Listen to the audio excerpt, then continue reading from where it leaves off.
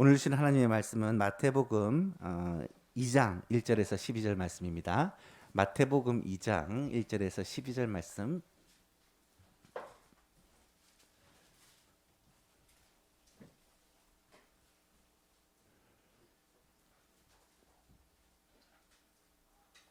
마태복음 2장 1절에서 12절 말씀 한 절씩 교독하겠습니다. 헤롯 왕 때 예수께서 유대의 베들레헴에서 나심에 동방으로부터 박사들이 예루살렘에 이르러 말하되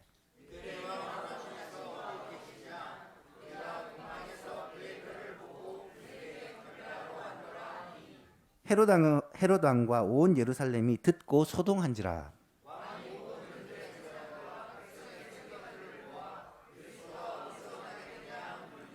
이르시되 유대 베들레헴이 오니 이는 선지자로 이렇게 기록된 바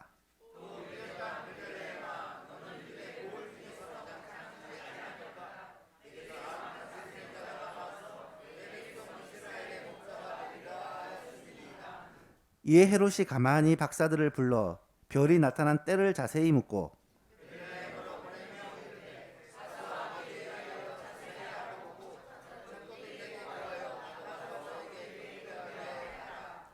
박사들이 왕의 말을 듣고 갈새 동방에서 보던 그 별이 문득 앞서 인도하여 가다가 아기 있는 곳 위에 머물러 서 있는지라.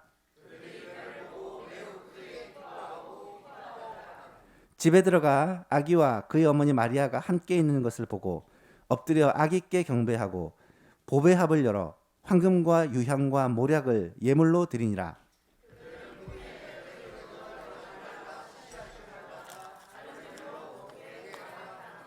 아멘. 예수님께서 이 땅에 오셨을 때에 유대인들은 예수님에 대하여 두 가지 오해를 하고 있었습니다. 첫 번째 오해는 예수님을 정치적인 메시아로 오해를 했습니다. 예수님께서 이스라엘이란 나라를 로마의 압제로부터 건져내시고 해방시킬 왕으로 생각을 했던 것입니다. 또 다른 하나는 메시아를 유대인들만의 왕으로 생각을 했습니다. 유대인만을 구원하시러 오셨다라고 착각을 했던 것입니다. 그래서 마태는 이 메시아에 대한 기록을 하면서 예수님이 유대인의 왕으로 오셨을 뿐만 아니라 사실은 온 인류를 구원하시기 위한 모든 민족의 왕으로 오셨다라는 것을 선포하기 위해 하나의 에피소드, 사건을 기록하고 있습니다. 그것이 오늘 본문에 기록된 동방 박사들의 경배입니다. 예수님께서 유대 베들레헴에서 태어나셨을 때 유대인 중에는 아무도 이 그리스도를 알아보고 그에게 찾아와서 경배하는 사람이 없었습니다. 기껏해야 들에서 양을 치던 목자들 정도였죠. 그것도 천사들이 전한 소식을 듣고 와서 경배를 합니다. 하지만 아주 먼 곳에 살고 있던 동방의 박사들은 별을 보고 예수님을 찾아왔습니다. 그리고 그 예수님께 경배하고 황금과 유향과 모략을 예물로 드리는 모습이 나타나고 있습니다. 그렇다면 이 동방의 박사들은 과연 어떤 사람들일까? 오늘 본문 1절에 3절을 보니까 헤롯 왕 때 예수께서 유대 베들레헴에서 나심에 동방으로부터 박사들이 예루살렘에 이르러 말하되 유대인의 왕으로 나신 이가 어디 계시냐? 우리가 동방에서 그의 별을 보고 그에게 경배하러 왔노라 하니 헤롯 왕과 온 예루살렘이 듣고 소동한지라. 동방 박사들의 방문은 사실 전혀 생각하지 못했던 급작스러운 일이었습니다. 사실 우리는 이 동방 박사들이 어떤 사람들이고 어느 나라에서 왔으며 어떻게 알고 찾아왔는지 모릅니다. 성경이 말하고 있지 않기 때문입니다. 동방이라는 것이 과연 어디를 가리키는지 추측만 할 뿐입니다. 어떤 사람들은 이 동방이 인도나 중국을 가리킨다, 심지어 대한민국을 가리킨다라고 주장하는 사람도 꽤 있습니다. 하지만 가장 그럴듯한 추측은 고대 이 점성술이 발달했던 별이나 천체를 통해 점을 치는 일을 많이 했던 바벨론이나 페르시아 지방의 후손일 가능성이 많다라고 생각할 수 있겠죠. 어쨌든 동방, 먼 나라에서 온 사람들입니다. 그들이 이곳을 찾아온 이유는 특별한 별을 발견했기 때문입니다. 그 별은 왕의 탄생을 알리는 별이었고, 왕의 탄생을 알리는 이 별을 보고 왕에게 경배하기 위해 왔다라는 것을 성경은 말씀하고 있습니다. 여기에 중요한 포인트가 있습니다. 여러분, 잘못했으면 예수님의 탄생을 그냥 아무도 모르게 조용히 넘어갈 수 있었습니다. 그런데 동방에서 박사들이 와서 이 소식을 전함으로 이 유대의 왕국과 온 유대가 들썩이게 된, 온 예수님의 탄생이 온 나라에 알려지게 된 사건이 바로 이 동방 박사들의 방문 때문입니다. 그전에는 목자 몇 사람이 예수님을 경배했을 뿐이고 아무도 예수님의 탄생을 몰랐지만, 이 일이 온 나라에 알려지게 된 계기가 바로 동방 박사들의 방문 때문이었다는 거예요. 무슨 말입니까? 이 일은 절대로 우연히 일어난 일이 아니라 하나님의 계획 속에, 어쩌면 하나님이 이들을 초청하셨다라고 보는 것이 자연스럽습니다.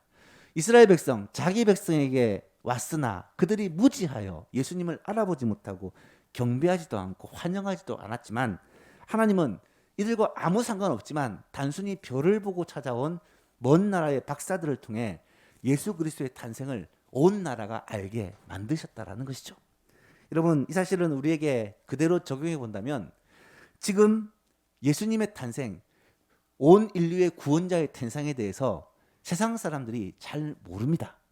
크리스마스, 이 구주 예수님의 탄생에 대해서 그들은 단순히 즐기고 이 날에 자기의 만족을 위해서, 세상의 즐거움을 위해서 살아갈 뿐입니다. 하지만 이 날의 주인공이요, 이 날의 진정한 의미에 대해서 사람들에게 분명히 알게 해야 될 그런 동방의 박사들과 같은 역할을 해야 될 사람이 누구냐? 말할 것도 없이 바로 우리들입니다. 오늘 우리는 예수님의 탄생의 소식을 온 세상을 향하여 힘써 전해야 할 책임이 있다라는 것이고, 그렇다면 오늘날의 동방 박사들은 바로 우리들이다라는 사실을 깨달아야 하겠습니다. 두 번째로, 이 소식을 들은 예루살렘 왕궁의 반응은 어땠는지 보십시다. 3절에 보니까 헤롯 왕과 온 예루살렘이 듣고 소동을 했다. 깜짝 놀라고 나라가 뒤집어졌다는 말입니다. 동방의 박사들이 온 것은 별을 보고 별을 따라 온 것입니다. 이 별은 아주 위대한 왕의 탄생을 알리는 별이었습니다. 당연히 그들은 왕이 왕궁에서 태어날 것이라 생각하고 왕궁으로 갔습니다.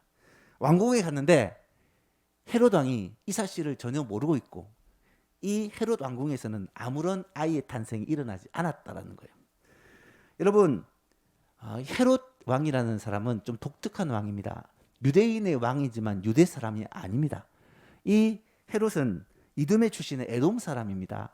유대인들과는 사실은 적대 관계에 있는 사람들이었는데, 로마가 이 에돔 사람을 억지로 유대에다 이렇게 합병을 시켜버렸습니다.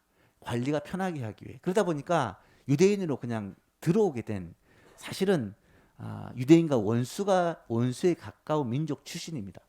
그런데 그는 로마 정부에 돈을 주고 줄을 잘 서서 왕이 됩니다.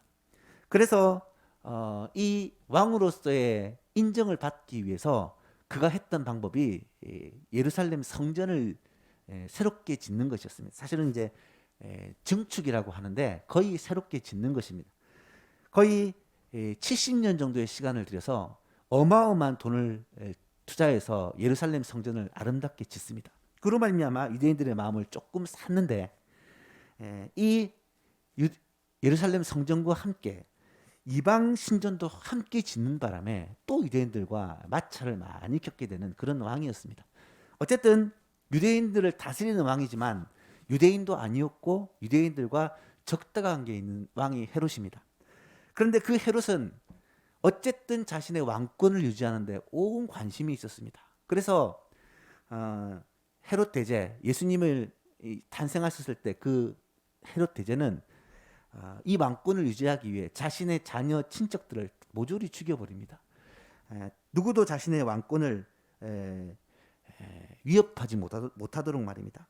그래서 당시에 이 헤롯 왕가는 피로 물들어져 있는 왕조의 역사입니다. 근데 무슨 소식이 들립니까? 유대인의 왕이 태어났다는 소식입니다. 깜짝 놀랐습니다. 아니, 이 헤롯이 왕이 태어났다는 소식을 듣고 분명히 자신의 왕이 될 만한 그런 주위의 사람들을 다 죽여버렸는데 왕이 태어났다는 소식을 듣고 깜짝 놀랍니다. 4절에 보니까 왕이 모든 대제사장들과 백성이 서기관들을 모아 그리스도가 어디서 나겠느냐라고 물었습니다. 그랬더니 그들이 유대 베들레헴이오니 이는 선지자로 말미암아 예언을 한 것이 있는데 유대 땅 베들레헴아 너는 유대 고을 중에 가장 작지 아니하도다. 내게서 한 다스리는 자가 나와서 내 백성 이스라엘의 목자가 되리라 하였습니다. 미가서 5장 2절 말씀을 그대로 인용하면서 성경에는 분명히 유대 베들레헴에서 이스라엘의 목자가 태어난다고 했습니다. 베들레헴은 다윗의 동네입니다. 이 다윗의 동네에서 다윗의 후손 목자가 태어나게 될 것입니다. 근데 여러분, 헤롯이 이것을 알기 위해 점성가들을 찾아가지 않습니다. 별을 보고 별을 연구해서 찾아온 박사들이지만 이 소식을 듣고 대제사장들과 서기관들을 찾아갑니다. 왜 성경학자들을 찾아갔을까요? 이 헤롯도 알고 있는 것입니다. 성경에 유대인의 왕 메시아가 태어날 것이라는 사실이 예언되어 있다고 하는 것을 말입니다. 아마도 헤롯의 입장에서는 올게 왔구나. 드디어 성경에서 말했던 그 유대인의 왕 메시아가 왔구나라는 것을 분명히 직감을 했을 것입니다. 그러면 그 앞에 굴복하고 하나님의 뜻에 순종해야 되는데 헤롯은 어떻게 합니까? 그 박사들을 몰래 부릅니다. 조용히 말합니다. 언제 이 별이 처음 나타나느냐? 그리고 너희가 가서 그 별을 주인공을 만나거든 꼭 나한테 말해달라. 나도 가서 그에게 경배하겠다. 이 말이 무슨 말입니까? 나한테 말해주면 가서 죽여버리겠다. 이런 말이겠죠. 여러분, 이런 헤롯의 계략이 어떻게 되었을까요? 마지막 세 번째로 하나님의 인도하심은 놀랍습니다.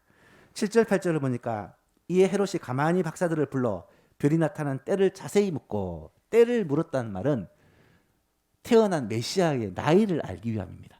이 별이 처음에 나타났을 때가 아마 탄생했을 때니까 그로부터 몇 달에 걸려서 이곳에 왔기 때문에 언제쯤 태어났을까라는 것을 알아내기 위함이고, 베들레헴으로 보내며 말하기를, 이 말은 메시아의 탄생은 분명히 베들레헴이니까 베들레헴으로 가라라고 알려주면서 가서 아이를 찾거든 꼭 내게 말해달라라고 부탁을 한 것입니다. 아까 말씀드렸듯이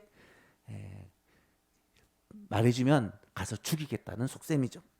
실제로 헤롯은 나중에 이 박사들이 다른 곳으로 몰래 가버렸을 때 이 베들레헴 지경에 있는 모든 아이들을 2살 이하로 아이들을 다 죽입니다. 그것은 이 별이 나타날 때를 기준으로 해서 예수님이 될 만한 사람들을 다 죽여버려서 이 후한을 아예 없애고자 하는 계략이었죠.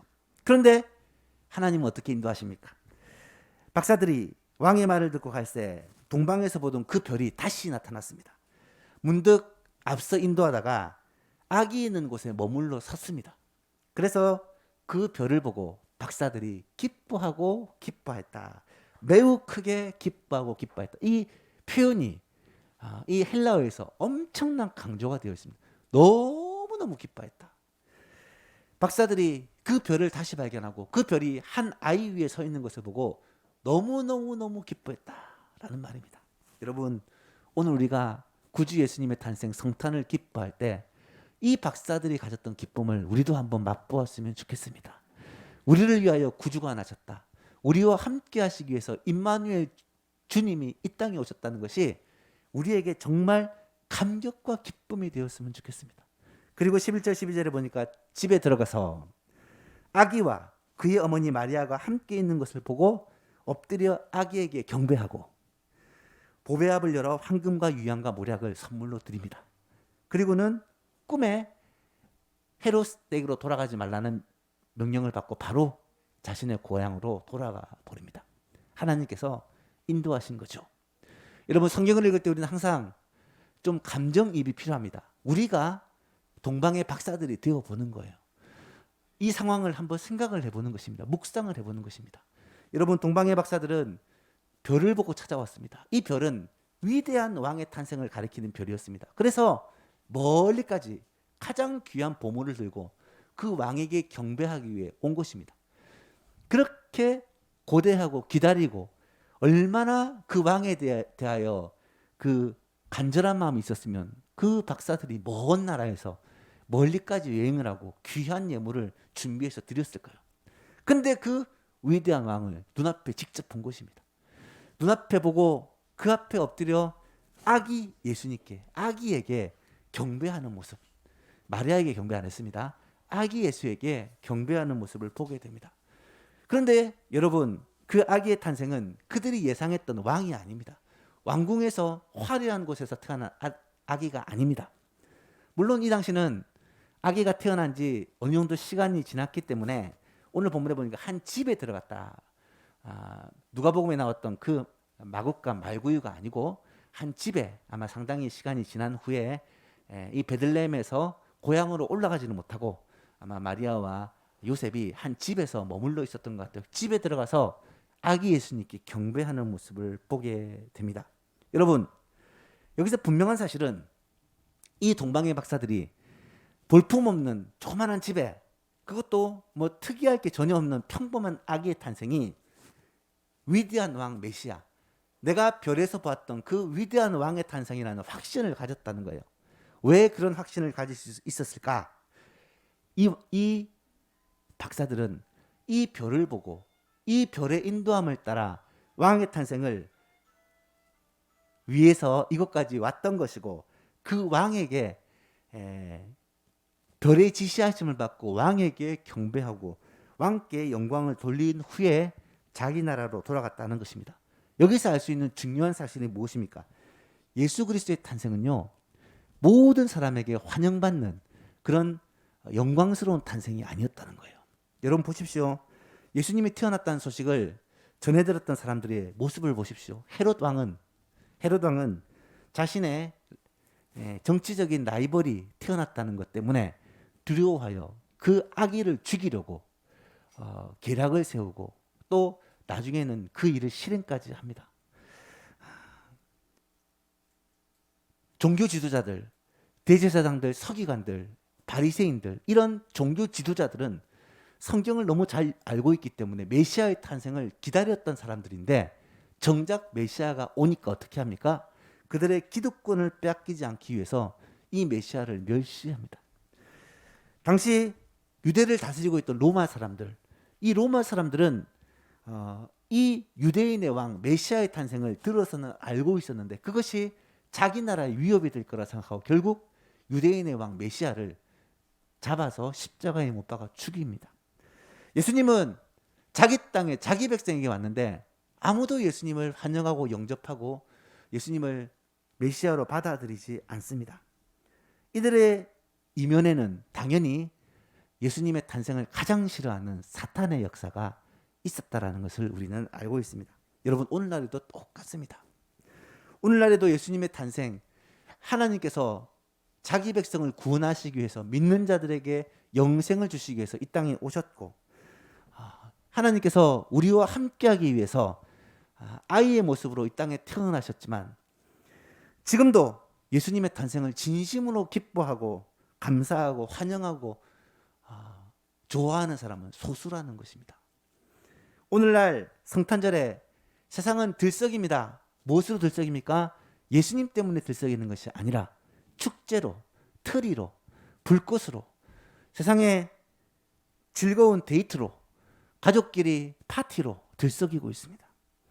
오늘 이날 우리를 위하여 구주가 오셨고 우리를 위하여 하나님이 사람의 모습으로 우리와 함께 하시기 오신 이날을 알고 진짜 기뻐하고 감사하는 사람은 얼마 되지 않는다는 거예요. 예수님이 태어났을 때 이런 사람의 대표적인 사람이 동방의 박사들입니다. 그렇다면 오늘날 이런 대표적인 사람이 누구겠습니까? 바로 이 예수님의 탄생을 바르게 아는 우리들입니다.